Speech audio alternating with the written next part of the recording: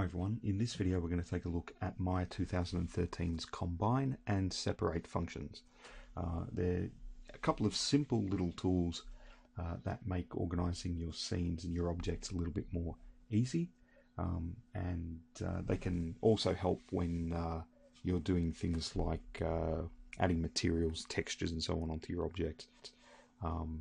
They basically allow you to, the combine function allows you to take individual objects and connect them together into a single selectable object, and the separate function reverses that process by splitting an object into its individual components again. So I've got this rifle that I've been working on to use as an example. This object's been modeled in multiple parts. You can see here on the scope that I can select all these different pieces like this. You know, I've got rails and so on. Now what I'm going to do, you can see over here on the back, I've got these sort of three main pieces here. Now these pieces don't move independently of one another, so I can basically combine them together to form a single object, and it's not going to cause any issues when I animate the object. So generally speaking, if you've got an object like this, where more or less you would assume that the whole thing pretty much is all connected together, if the sections are kind of rigid and don't move, you can combine them together. Things like the trigger and the switches and anything that actually can slide or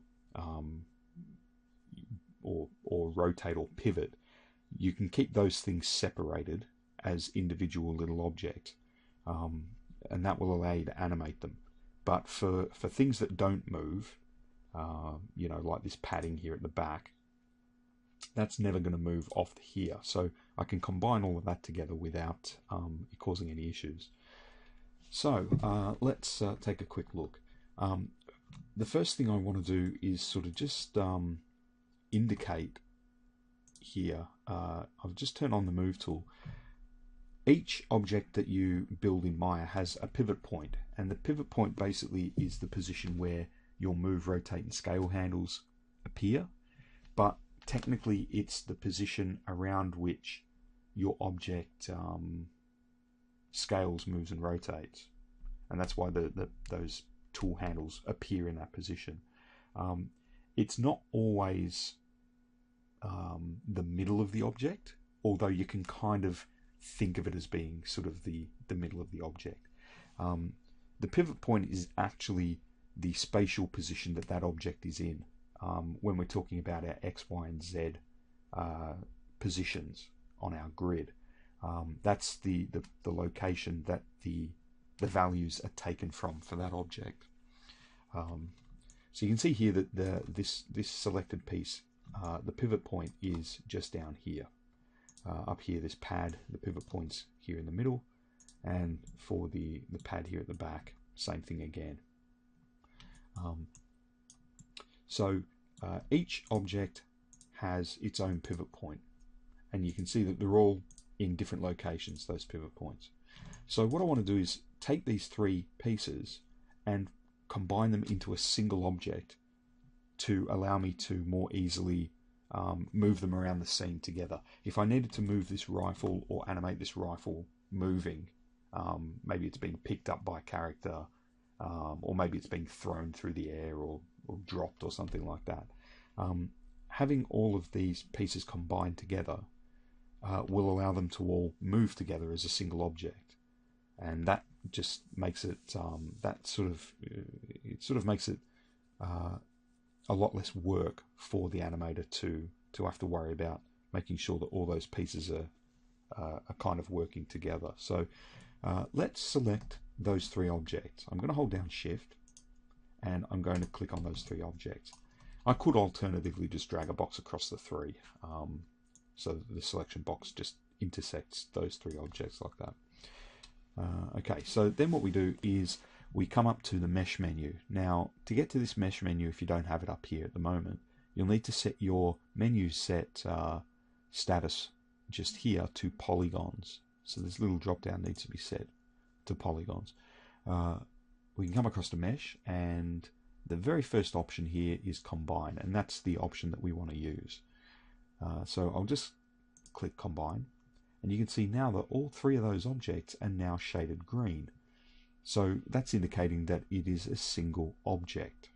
So if I deselect and then I select again, you can see that all three pieces all select as a single object. So even though it's a single object, it's still composed of three separate shells. So there's this main section, there's this pad here at the top, and then there's the pad here at the back. So technically, a shell is something that is not physically connected to another part of the model. So just to kind of give you an idea of what that is, if I select face mode and double click on one of these three shells, if I move this, you can see that I can actually move the polygons completely off the rest of the object. So this is referred to as a shell. Okay. So let's quickly, I'll just deselect that. With the object selected, you'll notice that when I combine the object like this, the pivot point for the object has now reset to the middle of the grid. So each of those individual original shells have had their pivot points basically all positioned over here. There's only a single pivot point because it's a single object now, but you can see that that's occurred. Now, where the issue with that might come in is if this was one big single part that was going to rotate, for example, when we rotate the object, you'll now see that it's actually rotating from the middle of the grid, and that might not necessarily be what you would want. You know, perhaps, you know, hypothetically speaking, you were wanting the pivot to actually occur from this location here, like this, you know, for some reason. So you'll need to be aware that the pivot point resets to the middle of the grid when you do a combine function, as we've just done. So what happens if I need to individually move these parts again and I want them all separated? What we do is select the object like this, and we come up to mesh, separate, and it separates them back into its original individual components like this. Okay, now you'll notice that the pivot point for each of these pieces is remaining at the middle of the grid. So when you combine objects, the pivot point jumps to the middle of the grid. When you separate objects, the pivot point jumps to the middle of the grid as well.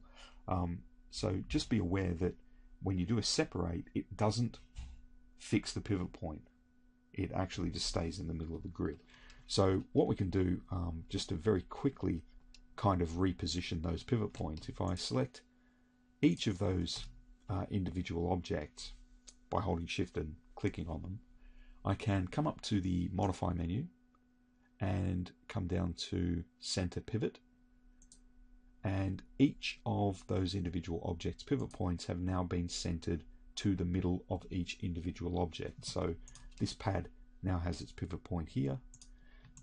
This section here now has its pivot point back here, and this pad here has its pivot point in the middle of its geometry. So that's basically the way that the combine and separate tools function in Maya. They're just a handy way of grouping objects together. Just as a little final note, be aware that Maya also has a grouping option which is found under the Edit menu. This is not the same as the Combine tool.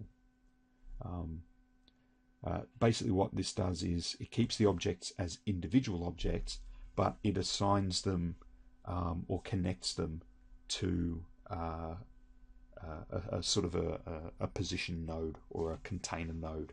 A little bit like layers in Photoshop, where you can group layers together in a folder.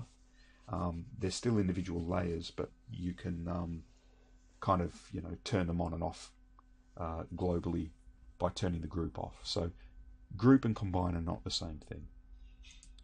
Okay, with that said, I'll leave this video here and I'll see you next time.